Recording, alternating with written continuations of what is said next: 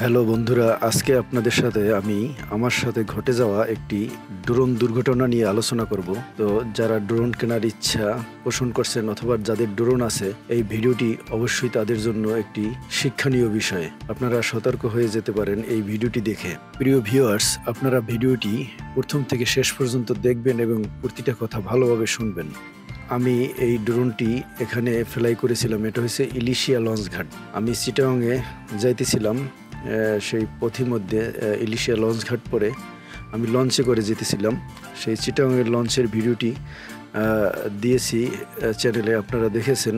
এবং আমার এই ভিডিওটি যারা দেখছেন, যারা সাবস্ক্রাইব করেননি, তাদের যদি ভালো লেগে থাকে তাহলে আমার চ্যানেলটি সাবস্ক্রাইব করে রাখবেন। আর যারা অলরেডি সাবস্ক্রাইব করে আছেন তাদেরকে অসংখ্য অসংখ্য ধন্যবাদ। যাই হোক, তো ওই যে দেখতেছেন সামনে যে লঞ্চটি ছেড়ে যাচ্ছে, আমরা মূলত ওই লঞ্চের ভিতরেই আছি, উপর দিকটাতে আছি, লঞ্চের উপরে তৃতীয় তলায় ওই ছোট একটি ছাদ আছে, ছাদের নিচে আছি, ওখান থেকে ড্রোনটি কন্ট্রোল করতেছি। বিষয়টি হলো, এই যে লঞ্চটি ছেড়ে দিল, এই মুহূর্তেও যদি ড্রোনটি আমি এখানে ল্যান্ড করি এই লঞ্চের ছাদে, তাহলেও কিন্তু কোনো সমস্যা ছিল না। কিন্তু আমার মাথায় তো কোনো ধারণাই ছিল না যে এই ড্রোন আর আমি ল্যান্ড করতে পারবো না, কারণ আমি এই লঞ্চের ফুটেজটি ভালোভাবে নেওয়ার জন্য ড্রোন এখনও ফ্লাই করেই যাচ্ছি। ড্রোনটি দেখেন, লঞ্চটাকে ভালোভাবে ফুটেজ নেওয়ার জন্য আমি ড্রোনটি কিন্তু এখনও ল্যান্ড করতেছি না। এখনও কিন্তু আমার মাথায় নেই যে আমার সাথে কি ঘটতে যাচ্ছে ভবিষ্যতে। কিছুক্ষণ পরেই আমি ভালোভাবে ফুটেজটি নেওয়ার জন্য দেখেন ড্রোনটি এখনও এখানে স্টিল করে আমি ভালোভাবে ফুটেজ নিচ্ছি। কিন্তু আমার সাথে আমার এক কাকা আছে, সে বলল এখন ড্রোনটি নামিয়ে ফেল। কিন্তু আমি দেখেন এখন এখানে ল্যান্ড করানোর চেষ্টা করতেছি, এখনও বুঝতেছি না যে ল্যান্ড করতে পারবো না। বন্ধুরা, সময়টি ছিল শীতকাল, ফেব্রুয়ারি মাস। এতদিন পরে ভিডিওটি শেয়ার করলাম, ভাবছিলাম শেয়ার করব না, তারপর আবার ভাবলাম অনেকের উপকার হতে পারে, তাই জন্য ভিডিওটি বানালাম। দেখেন আমি খুব চেষ্টা করতেছি, আর লঞ্চের উপরে প্রচুর বাতাস ছিল। লঞ্চটার ছাদের উপরে এমন বাতাস ছিল যে দুই দিক থেকে বাতাস এসে মাঝখানে একটা বাতাসের প্রেশার পড়ে, বাতাসেরটা উপর দিকে উঠে যায়। এভাবে লঞ্চের ছাদের উপরে বাতাস থাকে, যে একদিকে প্রবাহিত হয় বাতাস এরকম না, কিন্তু নদীতে এমনিই বাতাস প্রচুর, সেই ক্ষেত্রে আবার লঞ্চ বাতাসের বিপরীতমুখী চলতেছে। তো আমি কোনোভাবেই এই ড্রোনটি আমি ল্যান্ড করতে পারতেছি না। দেখুন, আমার ড্রোনটি হলো DJI Mini 4 Pro ড্রোন, আর এই ড্রোনটি আমি ফার্স্ট ফ্লাই করি এখন এখানেই। আমি দেখেন অনেক চেষ্টা করতেছি। আমার সাথে কাকা, সে যে লঞ্চের সুকানি, দেখেন সেই লাল গেঞ্জি গায়ে দেওয়া লঞ্চের সুকানির কাছে চলে গেল এবং রিকোয়েস্ট করতেছে লঞ্চটা স্লো করার জন্য, ঠিক আছে। কিন্তু লঞ্চের যে সুকানি, তিনি বললেন যে লঞ্চ আমি 1 মিনিটের জন্য স্লো করতে পারবো না, তাহলে আমার 1 ঘন্টা লেট হয়ে যাবে। আসলে তখন হয়তো মনটা একটু খারাপ হয়ে গেছে, কিন্তু আসলে আমরা যখন মজু চৌধুরীহাটে ঘাট, যে লঞ্চ ঘাট, সেখানে গিয়ে বুঝতে পারলাম আসলে লঞ্চ স্লো করার বিষয়টা আসলে ওনার জন্য খুবই সমস্যাজনক ছিল। কারণ আমরা লঞ্চ থেকে নামার সাথে সাথেই আবার যাত্রী সাথে সাথেই উঠিয়ে ওনারা ব্যাক করেছে বরিশালের উদ্দেশ্যে। তাই এই মুহূর্তে বুঝতে পারিনি, লঞ্চ ঘাট যাওয়ার পরে বুঝতে পারলাম যে আসলে ওনার সমস্যা। দেখেন আমি অনেক চেষ্টা করতেছি, কোনোভাবেই এটাকে এখানে ডাউন করতে পারতেছি না। কারণ আপনারা তো ড্রোনটি দেখতে পাচ্ছেন এখন, কিন্তু ড্রোনের অবস্থা খুবই শোচনীয়, কারণ আমি নিচে প্রেশার দিতে পারতেছিলাম না ড্রোনটিকে। তখনই মনে হয় যে ড্রোনটি পিছন দিক থেকে চিত হয়ে পড়ে যাবে নদীর ভিতরে, এরকম একটা অবস্থা বাতাসের প্রেশারে।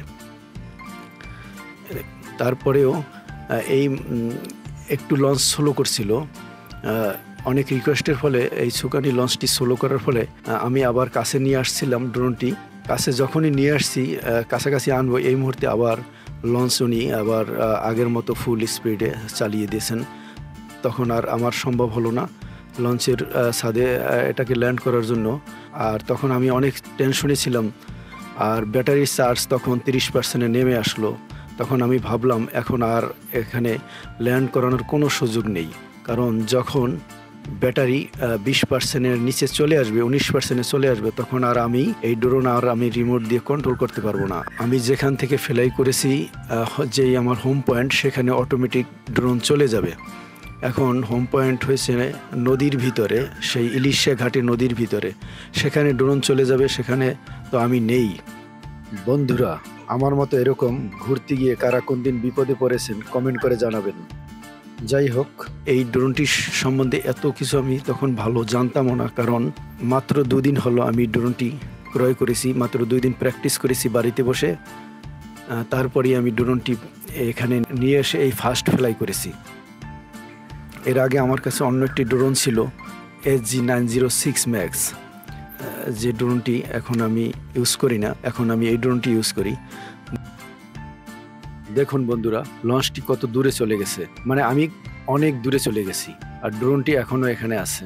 ড্রোনটি ইচ্ছে করলেও আমি আর লঞ্চের কাছে নিতে পারবো না, কারণ ব্যাটারির চার্জ লো লেভেলে চলে গেছে। এখন আমি এখানে ভাবতেছি যে কোথায় এটাকে ল্যান্ড করানো যায়। আমি জায়গা খুঁজতেছি এবং আমি অনেক টেনশনে আছি, কি করব ভেবে পাচ্ছি না।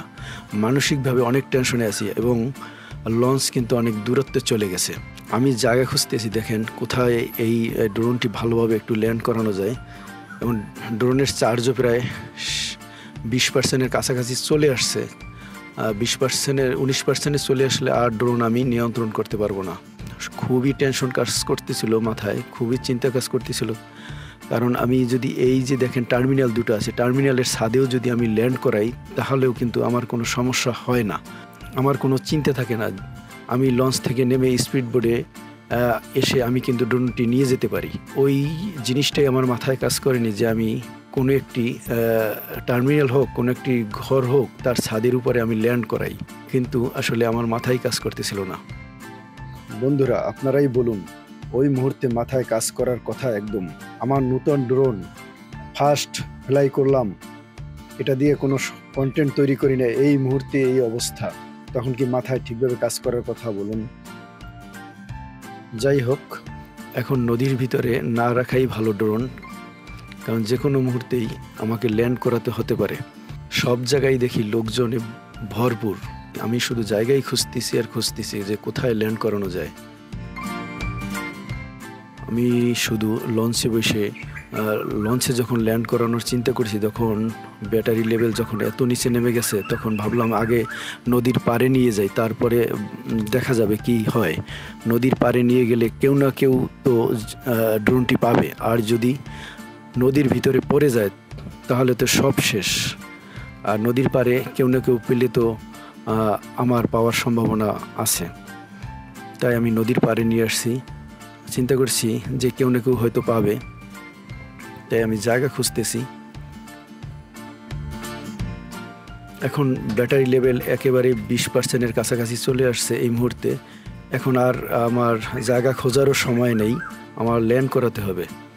আমি যদি দেখেন এই যে নিশানা টানানো, এই ঘরটার উপরেও যদি ল্যান্ড করাতাম, এখানেও যদি ল্যান্ড করাতাম, তাহলেও কিন্তু সমস্যা হতো না। এখন দেখি নিচে কোথায় সোজাসুজি দেখে আমাকে ল্যান্ড করাতে হবে, পানি থাকলে তো সমস্যা। এই জায়গাটা কি আমি এখন নিরাপদ মনে করছি, সব জায়গার চেয়ে নিরাপদ না হলেও এখন এই জায়গাটি নিরাপদ, তাই আমি এখানেই ল্যান্ড করালাম। দেখুন,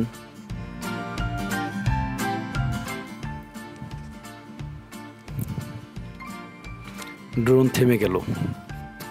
ড্রোনের কাছাকাছি ছায়া দেখা যাচ্ছে, মনে হয় কাছে কেউ আসছে এরকম মনে হলো, না কোনো লোককেই দেখা গেল না। কিছুক্ষণ পরে দেখা গেল একটি চীনাহাঁস আসছে।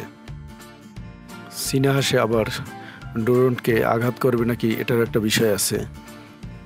দেখতেছে চীনাহাঁসটি ড্রোনটিকে, না এখানে একটি চীনাহাঁস না, এখানে একের অধিক চীনাহাঁস। দেখুন, চীনাহাঁস দুটি কিন্তু ড্রোনকে দেখছে যে জিনিসটা কি। ড্রোনের যে সামনের যে ক্যামেরাটা আছে, ক্যামেরাটা তো একটা চোখের মতোই দেখায়, মনে হচ্ছে চীনাহাঁস দুটি মনে করছে যে ওদের দিকে তাকিয়ে আছে এমন একটা জিনিস আর কি, তাই সামনে আর আগাচ্ছে না চীনাহাঁস দুটি। দেখুন, ওরা শুধু ওখানেই দাঁড়িয়ে ঘাস খাচ্ছে, কিন্তু ঘাস কিন্তু সামনে আর আগাচ্ছে না। এখান থেকে হাঁস দুটি চলে গেল। তার বেশ কিছুক্ষণ পরে এক বৃদ্ধ মহিলা আসলেন।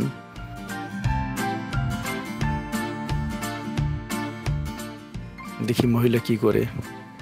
না, উনি তো ড্রোনটিকে দেখলই না, চলে গেলেন পাশ দিয়ে। এরপরে আমি তো চলে গেলাম। তারপরে লঞ্চের দুইজন স্টাফ আছেন, ওনারা খুব হেল্প করছেন। একজন হলেন রাব্বি ভাই, আর একজনের নামটা এখন আমার স্মরণে আসতেছে না। সেই রাব্বি ভাই এবং আরেকজন ভাই, ওনারা ইলিশে লঞ্চ ঘাটে ওনাদের পরিচিত যারা আছেন তাদেরকে খুবই নক করতেছেন। যারা আছেন তাদেরকে নক করে এরকম একজনকে পেয়েছেন। সে ব্যক্তিটা একটু দূরে ছিলেন। তো পরবর্তীতে বাইক নিয়ে এসে তারপরে আমরা এই জায়গাটির তারপর মোটামুটি একটি বর্ণনা দিলাম। এই ড্রোনটি যেখানে ল্যান্ড করলাম সেইখানের পরে ওনারা অনেক খোঁজাখুঁজির পরে ড্রোনটি পেয়েছেন একটা মুহূর্তে। তারপরে ড্রোনটি পেয়ে রাব্বি ভাইকে কল করেছে যে ড্রোনটি হাতে পাওয়া গেছে। তো তখন শুনে যে এতটা ভালো লেগেছে তা ভাষায় বর্ণনা করতে পারবো না। তারপরে যে লঞ্চের যে টিকিট মাস্টার, উনিও হেল্প করেছেন। উনি এক স্পিড বোট মজুসুদির হাট থেকে একটি স্পিড বোটকে বলে দিয়েছেন যে একটা সিট যেন খালি আসে ইলিশের দিকে আর কি।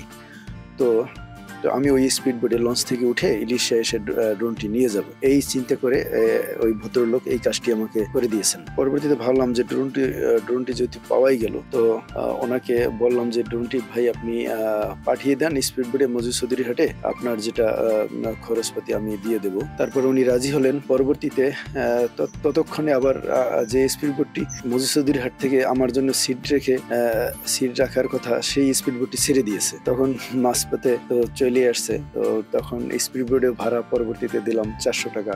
আর যারা ড্রোনটি আমাকে উদ্ধার করে দিয়েছে তারা আবার এখানে একটি কথা বলল যে ড্রোন খুঁজতে খুঁজতে সেই ব্লগের ভিতর ওনার 2000 টাকা দামের জুতা নষ্ট হয়ে গেছে। তারপরে লোকজন নিয়ে খুঁজছে, তাদেরকে দিল। তারপর ড্রোনটি পেয়েছে এক মহিলা, সেই মহিলাকে 1000 টাকা দিছে। এভাবে একটা বিল তৈরি করলো আর কি। মোটামুটি যাই হোক 4-5 হাজার টাকার বিল। তো যাই, সমস্যা নাই। এখন কি করব, পাওয়া গেল এটা শুনে আমি খুবই খুশি। তারপরে ওনারা 5000 টাকা দাবি করার পরে লঞ্চের লোকেই বলল, লঞ্চে যারা হেল্প করার জন্য ওনাকে ডাকছে তারা খুব মনটা খারাপ করলো যে একটা মানুষকে হেল্প করবা অথচ এরকম একটা টাকা দাবি করতেছো বড় অ্যামাউন্টের। যাই হোক, উনি তো টাকা দাবি করে না, উনি একটা বিভিন্ন ধরনের কজ দেখিয়ে টাকাটার কথা বলছে আর কি। তারপরে এখন এখানে তো আর না দেওয়ার কোনো যুক্তি নেই। যেহেতু জুতা ছিঁড়ে গেছে, 2000 টাকার মহিলাকে দিছে 1000, অন্য লোকজন নিয়ে খুঁজছে তাদেরকেও টাকা দিতেছে, এরকম একটা বিশাল একটা অ্যামাউন্ট বানিয়ে ফেললো। তারপরে রিকোয়েস্ট করেছে মজুসুদির হাটে গিয়ে, তো ওনার বিকাশে 4000 টাকা আমি সেন্ড করলাম। উনি পরবর্তীতে ওনার ইলিশা থেকে মজুসুদির হাটে যে স্পিড বোট আসে, ওই স্পিড বোটের যে ড্রাইভার আছে ওই ড্রাইভার দিয়ে পাঠিয়ে দিল। তো ওই স্পিড বোটের ড্রাইভারকেও আমি আবার 100 টাকা দিয়ে দিলাম। তো দেখেন ওখানে আমার 4000 টাকা স্পিড বোটের ভাড়া, যেটা আর 400 টাকা দিলাম, আবার স্পিড বোটে নিয়ে আসলো সেটাকেও দিলাম 100 টাকা, এই আর কি। যাই হোক, সব শেষ কথা হলো যে হাতে পেয়েছি ড্রোনটি, এটা হচ্ছে সবচেয়ে বড় কথা। শিক্ষা হলো এটা, যারা ড্রোন উড়াবেন ভবিষ্যতে, আর আমার জন্য একটা শিক্ষা হয়েছে চরম, সেটা হলো রানিং অবস্থায় কোনো বস্তুর উপরে ল্যান্ড করানো যায় না ড্রোন। এটা অবশ্য আমার জানা ছিল না। আমি তো ভেবেছিলাম যে ড্রোন লঞ্চ রানিং আছে, লঞ্চের ছাদে আমি ড্রোন ল্যান্ড করাবো, সমস্যা কোথায়? আসলে রানিং অবস্থায় কখনোই ড্রোন কোনো বস্তুর উপর ল্যান্ড করানো সম্ভব না। তাই আপনারা সাবধানে ড্রোন উড়াবেন। এবং পরবর্তীতে আরেকটি ভিডিও বানাবো, সেটা আপনারা দেখবেন। এই ড্রোন আমার আসলে জানা ছিল না যে ড্রোন কোথায় ল্যান্ড করালাম, সমস্ত কিছু ডাটা কিন্তু রিমোটের ভিতরে থাকে। ওই মুহূর্তে আমি এটা খুঁজে পাইনি, সম্ভব হয়নি। পরবর্তীতে আমি দেখেছি, সেই ভিডিওটি আমি পরবর্তীতে আপলোড করবো, আপনারা দেখে নিন। ভিডিওটি দেখার জন্য আপনাদেরকে অনেক অনেক ধন্যবাদ। ভালো থাকবেন, সুস্থ থাকবেন, খোদা হাফেজ।